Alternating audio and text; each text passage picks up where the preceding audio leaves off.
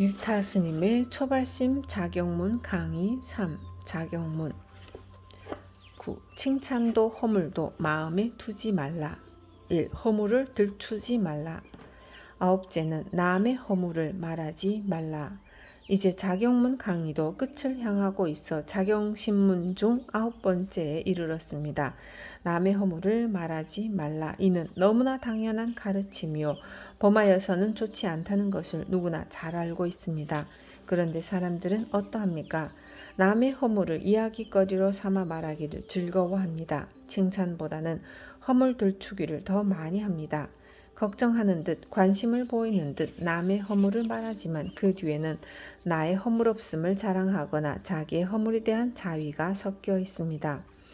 이 세상에서 허물 없는 사람이 누구입니까? 부처님처럼 완벽한 분이 아니면 어떠한 허물이라도 있기 마련입니다.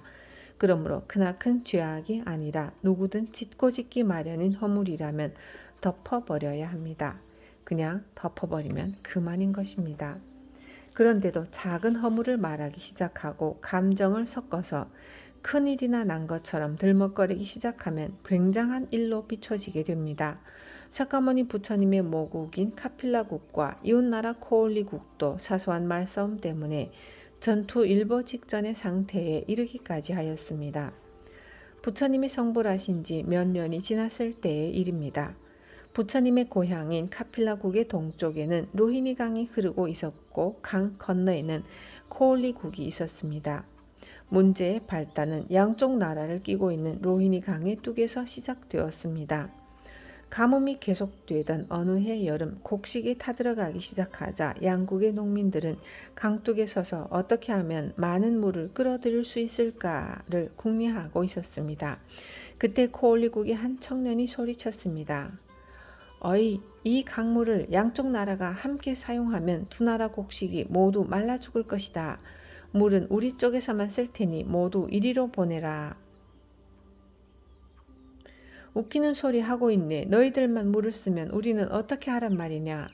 가을이 되어 금은보화를 짊어지고 너희 나라로 가서 곡식을 나눠달라고 하면 나눠달라며 사정이라도 하란 말이냐. 어림없다. 강물은 이쪽으로 모두 끌어들여야 해. 이렇게 서로 물줄기를 자기 나라 쪽으로 끌어들여야 한다며 다투었고 차츰 감정이 격해지자 욕설이 오가기 시작했습니다. 개새끼들처럼 자기네 누이나 동생들과 동침하는 카필라 놈들아 한번 붙어볼 테냐. 대추나무에 둥지를 틀고 사는 코올리 족속들아 얼마든지 오너라. 단번에 작사를 내버릴 테니 마침내 양국의 농민들은 상대에 대해 도저히 용납할 수 없는 허물을 만들어 소문을 퍼뜨렸고 이 사실이 온 나라로 전해지자 석가족도 코올리족도 모두 흥분 속에 휩싸였습니다. 누이와 동침하는 사나이의 주먹맛을 보여주자 대추나무 사나이의 솜씨를 보여주자 마침내 두 나라는 전쟁 직전에 험악한 상태에 이르렀습니다. 이때 부처님께서는 카필라의 교회에 있는 대림에 머물러 계시다가 이 위기를 관하셨고 홀로 공중을 날아 로히니 강의 상공에서 좌선하는 모습을 나타내었습니다. 두 나라의 왕은 부처님의 불가사의한 모습을 보자 무기를 버리고 예배하였습니다. 왕이여, 이것은 무엇을 위한 싸움입니까? 저는 모릅니다. 그럼 누가 알고 있습니까? 아마 장군이 알고 있을 것입니다. 그러나 장군도 정확한 원인을 알지 못했습니다. 대신도 알지 못했고 이렇게 차례로 물어가다가 마지막으로 농민들에게 물어보니 물 때문이라는 것이었습니다.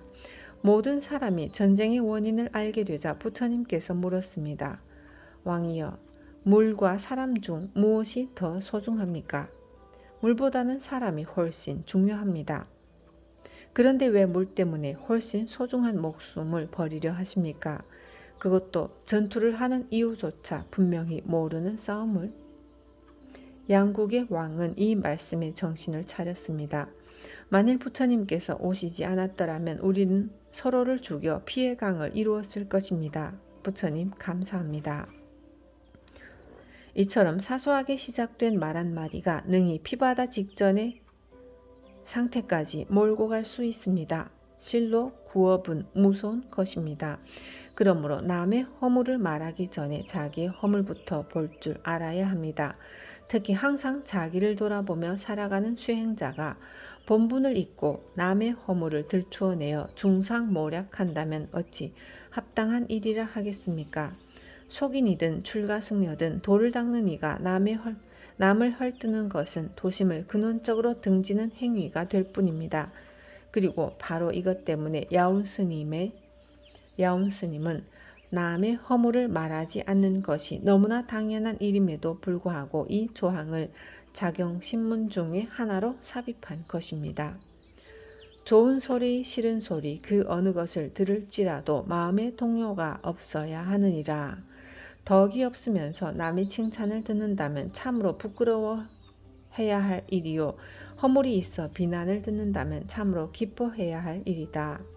기뻐하면 잘못된 점을 찾아 반드시 고칠 수 있게 되고 부끄러워하면 돌을 더욱 부지런히 닦고자 할 것이다. 수문선악 신무동념 무덕이피찬 실오참괴 유구이몽회 성아흔연 흔연 즉 지과필계 참괴 즉 진도무태. 이제 야운 스님께서는 다른 사람으로부터 칭찬을 듣고 비방을 들을 때 그 칭찬과 비방에 얽매일 것이 아니라 도심을 기르는 기회로 삼아야 한다는 가르침을 내리십니다.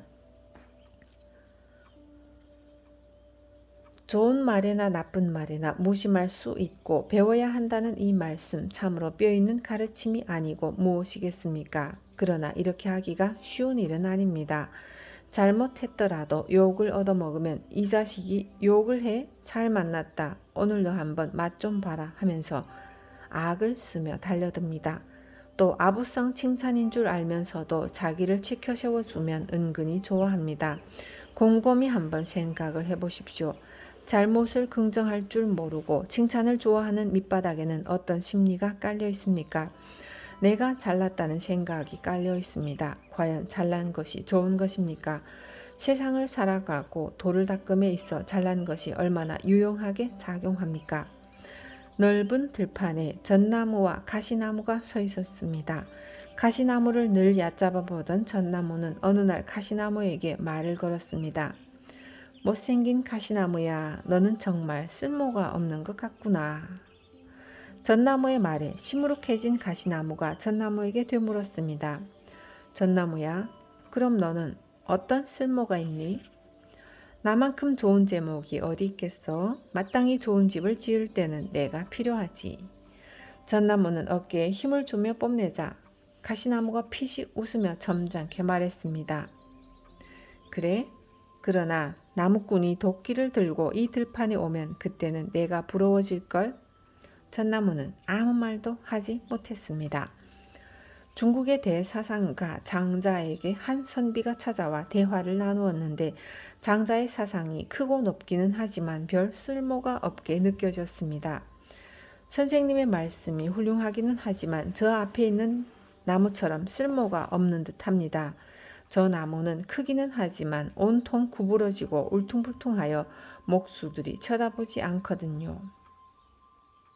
거꾸로 생각해보기에 그 나무가 구부러지고 울퉁불퉁하기 때문에 오히려 목수들에게 잘리지 않고 오래도록 살아 큰 나무가 된 것이 아닌가? 그래도 쓸모가 없는 것은 마찬가지 아닙니까? 왜 쓸모가 없나? 햇볕이 쨍쨍한 날 저 나무의 그늘에서 많은 사람들이 시원하게 쉴 수 있는데 선비는 아무 말도 못하고 물러갔습니다. 이 나무의 이야기처럼 바른 삶, 바른 성취, 바른 깨달음을 이루고자 하는 사람이면 잘나기를 바라서는 안 됩니다. 스스로 못생긴 나무가 되고자 할 때 큰 나무로 자랄 수 있고 세상의 부질없는 유혹을 면하여 원하는 바를 이룰 수 있고 크게 성취할 수 있습니다. 그리고 내가 잘나지 않았다고 생각한다면 칭찬과 비난을 받을 때 감정의 동요가 생겨날 까닭이 없습니다. 잘난 것이 없다고 생각하는 사람은 잘한 것도 없이 남의 칭찬을 들을 때 능히 부끄러워할 줄 알고 허물이 있어서 욕을 들을 때 야단치는 것을 싫어하지 않고 흔쾌히 받아들일 줄 압니다. 제가 잘못했습니다. 죄송합니다. 이 한마디가 모든 문제를 없애줍니다. 참된 삶과 도를 마음에 품고 사는 이는 잘난 사람이 되지 말아야 합니다. 못난 사람이 되고 못난 바보가 되어 살아야 합니다. 못난 바보가 될 때 도가 더욱 자라나기 때문입니다. 2. 되돌려 받은 욕. 남의 허물을 말하지 말라. 마침내 돌아와 내 몸을 해치게 되느니라. 또한 남을 해롭게 하는 말을 듣거든 부모를 비방하는 말과 같이 들어라. 오늘 다른 사람의 허물을 말하면 다른 날 도리어 나의 허물을 논하게 되느니라. 더군다나 무릇 있는 바 상은 모두 허망한 것이니 헐뜯고 욕하거나 칭찬하고 지켜 세워준들 근심할 것이 무엇이며 기뻐할 것이 무엇이랴. 남의 허물을 말하지 않는 것, 이것은 쉬운 일 같으면서도 결코 쉬운 일이 아닙니다. 그러나 이것은 습관의 문제입니다. 젊어서부터 욕을 하지 않는 습관을 들이면 금방 길들여집니다. 하지만 남의 욕을 자꾸 하는 버릇을 들이면 점잖은 자리에서도 자기도 모르는 사이에 욕이 튀어나옵니다. 사람을 툭툭 치는 것이 버릇이 되면 사람들과 이야기하면서도 몸을 툭툭 건드리게 됩니다. 발로 차는 버릇을 들이면 길 가다가 무엇이든 걸리면 툭 차버립니다. 손짓, 발짓, 말짓으로 만들어낸 습관들, 참으로 이들 습관은 내 몸에 빨리 붙어버립니다. 이 모든 습관들 중에서 특히 조심해야 할 것은 말짓입니다. 나하고 관계없다고 하여 남의 허물을 함부로 노출시키거나 욕을 하게 되면 그 말의 빚을 결국은 내가 받게 됩니다.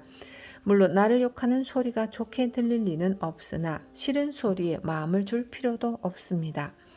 마음을 주게 되면 나만 어지러워질 뿐입니다.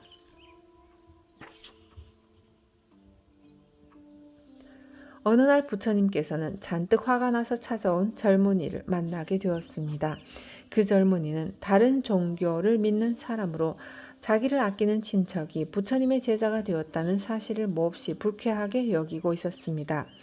젊은이는 부처님께 마구 욕을 퍼부었습니다. 하지만 부처님께서는 조금도 흔들림 없는 표정으로 묵묵히 앉아 계셨고 한참 동안 씩씩거리며 욕을 하던 젊은이는 제풀에 지쳐 잠잠해졌습니다.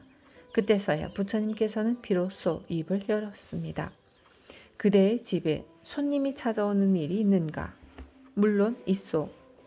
잔뜩 골이 난 젊은이는 퉁명스레 대답했습니다. 그렇다면 그 손님에게 음식을 대접하겠지? 그렇소. 그대가 손님에게 음식을 주었는데 손님이 먹지 않는다면 그 음식은 누구의 것이 되는가? 그야 물론 내 것이죠. 그대는 조금 전에 나에게 많은 욕을 주었다. 그러나 나는 아무것도 받지 않았고. 그렇다면 그대가 한 욕은 누구의 것이냐? 문득 깨달음을 얻은 젊은이는 부처님께 절하였고 얼마 후 가족들 모두를 데려와 부처님의 제자가 되었습니다. 결국 내가 욕을 받아들이지 않으면 그 욕은 언제나 하는 사람의 것이 됩니다. 그러므로 욕설을 들을지라도 담담하게 극복해야 합니다. 나아가 남을 욕하는 말을 들을 때 나의 부모를 욕하는 말처럼 받아들여야 합니다. 나의 부모를 욕하는데 어떻게 맞장구를 치거나 가만히 듣고만 있겠습니까? 오히려 그 사람에게 욕을 하지 못하도록 꾸짖어 주어야 합니다. 아, 그런 말씀 마시오. 내 앞도 잘 닦지 못하는데 남의 욕을 자꾸 할 필요가 뭐 있소. 이렇게 남의 허물을 듣지 않고 남의 허물을 덮어버리는 것은 큰 자비가 됩니다. 중국 춘추 전국 시대 초나라의 장왕은 매우 너그럽고 군자다운 왕이었습니다. 어느 날 장왕은 궁궐에서 큰 잔치를 열고 신하들과 즐거운 시간을 보내고 있었습니다. 그때 갑자기 불이 꺼졌고 방 안은 암흑 속에 휩싸였습니다. 그러자 신하 중에 누군가가 장왕의 왕비에게 다가가 살짝 입을 맞추었고 깜짝 놀란 왕비는 엉겁결에 신하의 가끈을 잡아떼었습니다. 마마, 방금 어느 신하가 저에게 무례한 짓을 하였나이다. 제가 그 신하의 가끈을 잡아떼었으니 불이 켜지면 그를 찾아 처벌하여 주옵소서. 왕비의 말을 듣고 곰곰이 생각하던 장왕은 호령했습니다. 잠깐 불을 켜지 말라. 만일 불이 켜진 다음 가끈이 온전한 사람이 있으면 큰 벌을 내릴 것이니 모든 신하들은 즉시 가끈을 떼어버리도록 하라. 그 자리에 있던 신하들은 모두 가끈을 떼기 시작하였고 얼마 후 불이 켜졌을 때 왕비에게 무례를 범한 신하는 무사할 수 있었습니다. 그로부터 2년 뒤 진나라와 전쟁을 시작한 초나라는 계속되는 패배로 함락 직전의 지경에 이르렀습니다. 그때 한 장수가 많은 군사들을 이끌고 와서 진나라 군사들을 향해 거센 반격을 시작하더니 마침내 적군을 모두 물리쳤습니다. 크게 감격한 초나라 장왕은 그 장수를 맞이하여 물었습니다. 이런 위험 속에서 목숨을 걸고 싸워 나를 구해주다니 장군 정말 고맙소. 아니옵니다, 전하. 이 모두가 전하의 인품이 높으신 때문이옵니다. 전하께서는 2년 전 잔칫날의 밤을 지금도 기억하고 계시나이까? 그 잔칫날 밤에 무례를 범한 사람은 바로 소신이옵니다. 그때 전하의 너그러운 인품에 감동한 저는 전하를 위해 목숨을 바칠 것을 맹세하였나이다. 그래서 산속에 숨어 군사를 길러오다가 전하께서 위험에 빠졌다는 소식을 듣고 이렇게 달려온 것입니다.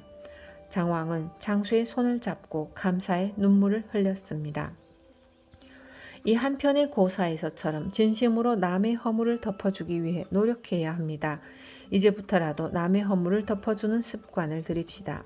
남의 말을 좋게 하는 버릇을 들입시다. 바로 바른 말, 고운 말을 쓰는 습관을 기릅시다. 부드러운 말 한마디는 미묘한 향이요. 함부로 내두르는 혀는 나의 몸을 찍는 도끼가 됩니다. 내가 남의 허물을 들추는데 남이라고 나의 허물을 들추지 못하겠습니까? 모든 허물은 덮고 또 덮어버려야 합니다. 그리고 남이 잘못하는 것을 보게 되면 자비심으로 참여시키고 스스로 고칠 수 있도록 인도해 주어야 합니다. 진정 도의 세계에는 욕도 칭찬도 없습니다. 그러므로 도를 닦는 수행자는 칭찬도 비방도 모두 비워버려야 합니다. 무릇 있는 바 상은 모두 허망한 것이거늘 헐뜯고 욕한다고 근심할 것이 무엇이며 칭찬하고 지켜 세워준들 기뻐할 것이 무엇입니까? 오히려 칭찬과 비방에 동요되지 않고 마음을 비울 수 있다면 능히 공문을 통과할 수 있고 공문을 통과하면 모든 중생을 보살피는 대자비의 마음이 저절로 일어나게 됩니다. 곧 마음을 비워버린 사람의 말은 언제나 향기가 가득하여 모든 사람에게 기쁨과 즐거움을 안겨주고 그 사람의 얼굴을 보는 이는 저절로 마음이 푸근해지는 것입니다. 해인사에 계셨던 지월 스님도 그와 같은 분이었습니다. 천진도인 지월 스님은 남을 꾸짖거나 탓하는 일이 없었습니다. 어떤 일이 닥쳐도 기쁘고 즐겁고 편안하였으며 좋은 일뿐이었습니다. 행자들이 꼬들꼬들한 고두밥을 드리면 구슬구슬한 것이 좋습니다. 죽밥을 드리면 노인들은 밥이 물성해야 먹기 좋아요. 짠 음식을 드리면 짭짤하게 하는 것을 보니 앞으로 살림을 잘 하겠습니다. 싱거운 음식을 드리면 심심한 음식이 몸에 좋죠. 뜨거우면 따뜻해서 좋고 차가우면 시원해서 좋고 지월 스님께서는 모두가 좋은 것 뿐이었습니다. 한 번은 1년 가까이 벽 속에 넣어두었던 주장자를 꺼내었는데 존벌레가 주장자를 잔뜩 갉아먹어 영 못쓰게 되었습니다. 보통 사람들 같으면 이 좀놈들이 주장자를 망쳐버렸네 라고 할 터인데 지월 스님은 진심으로 말했습니다. 존보살이 맛있게 잡수셨네. 이러한 인격을 갖춘 지월 스님이었기에 스님이 산책길에 나서면 새들이 스님의 몸에 앉아 쉬어갔고 스님의 누비옷을 부리로 쪼아 집을 짓는 재료로 이용하기까지 하였던 것입니다. 이러한 경지에 이를 때까지 칭찬에도 비방에도 동요됨이 없이 열심히 닦아갑시다. 남의 허물을 들추지 않고 제 허물을 돌아보며 나아가면 공문을 어렵지 않게 통과할 수 있습니다. 부디 좌우를 돌아보지 말고 부드러운 말을 하고 살라는 부디 부드러운 말을 하고 살리는 말을 하면서 한결같이 나아갑시다.